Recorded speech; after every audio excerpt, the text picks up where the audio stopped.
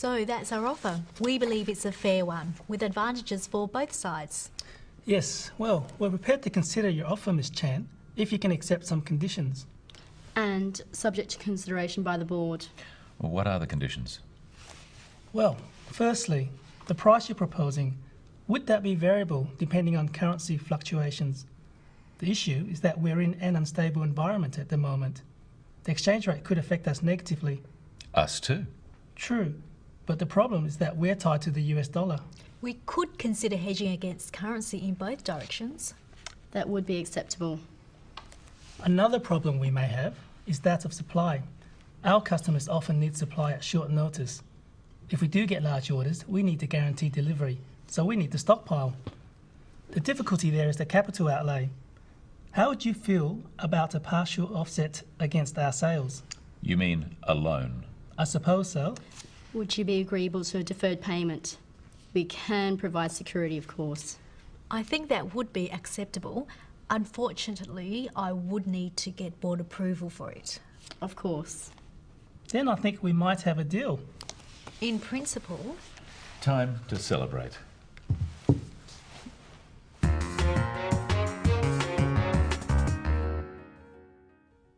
In negotiations, it's usual for each side to have conditions that make the deal better or safer for them.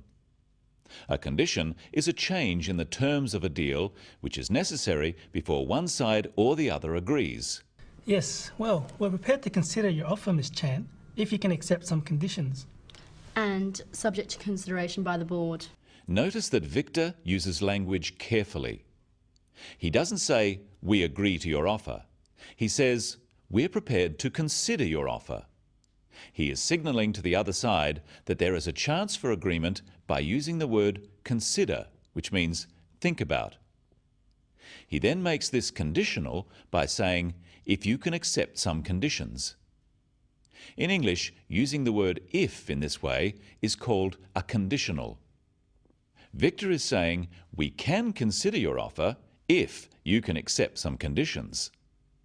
One part of the sentence is conditional on or depending on the other.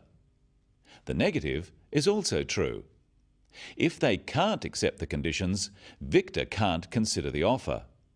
Notice that Sue adds subject to consideration by the board. Subject to is another type of conditional phrase. She means we can agree if the board agrees. Subject to is a legal phrase meaning only if or only after. There are a number of expressions you can use when giving a condition. Try them after me. Subject to the board's agreement. Conditional on the board's agreement. Providing that the board agrees. As long as the board agrees. On condition that the board agrees. Let's look now at Victor's first condition. Well, firstly, the price you're proposing, would that be variable depending on currency fluctuations? The issue is that we're in an unstable environment at the moment. The exchange rate could affect us negatively. When Victor is talking about conditions, he is exploring various scenarios or things that could happen. Notice that he explains what the problem is. He says, the issue is that we're in an unstable environment. The issue means the problem or the thing that needs discussing. Practice with Victor some ways of introducing a problem. The issue is the exchange rate. The problem is the exchange rate. The difficulty we have is with the exchange rate. One thing that could happen is that the exchange rate, the amount of money you can exchange in one currency for another, may change. Notice that Victor uses the words would and could. Would is like a conditional. One thing might result in another thing happening. The exchange rate might change. Victor is talking about the price for their product. He asks, would that be variable depending on currency fluctuations? Fluctuations are changes. We can express this another way. If the currency changes, will the price change?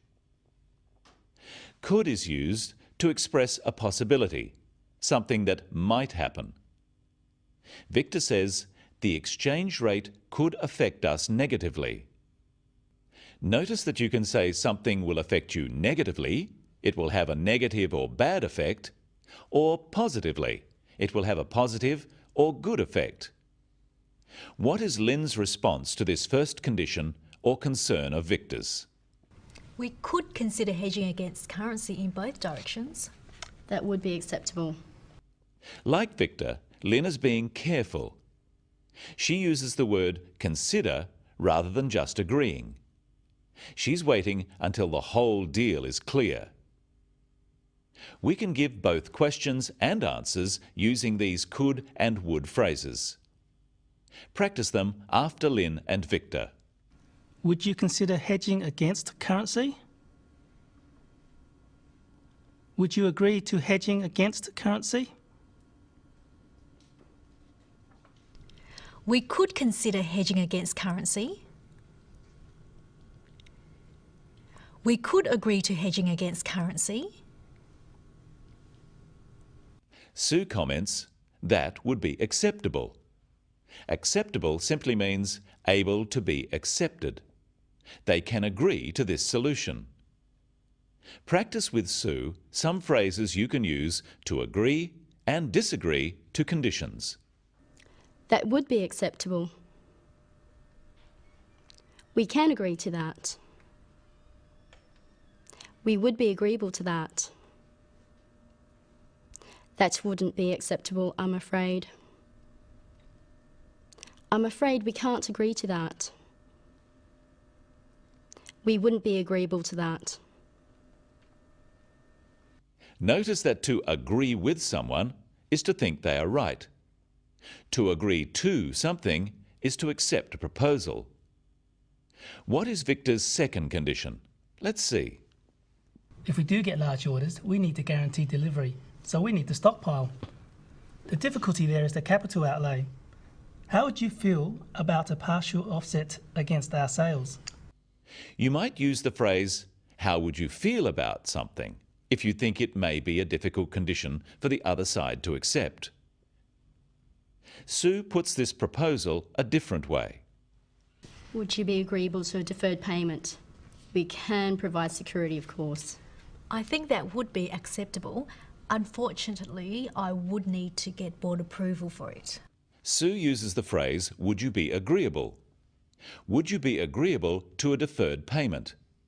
A deferred payment is when you pay later for something you buy. Lynn thinks this condition is acceptable, but she makes it conditional on board approval by saying, I would need to get board approval.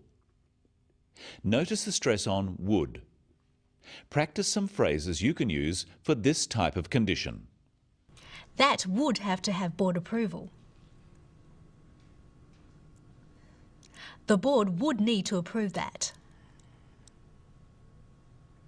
That would be subject to board approval. Sometimes conditions depend on other conditions. One side might say, we agree to your condition if. So it's very important when negotiating to listen for words that signal a condition. Words like if, could, would, provided or providing, as long as, and subject to. And words that might signal a problem, such as problem, unfortunately, and however. Notice that even at the end, they are being careful about what they say. Then I think we might have a deal. In principle, Lynn agrees in principle. This means they have agreed on terms among themselves, but as she needs board approval, she can't authorise the agreement right now. And right now, we've reached the end of today's program. See you next time on The Business of English.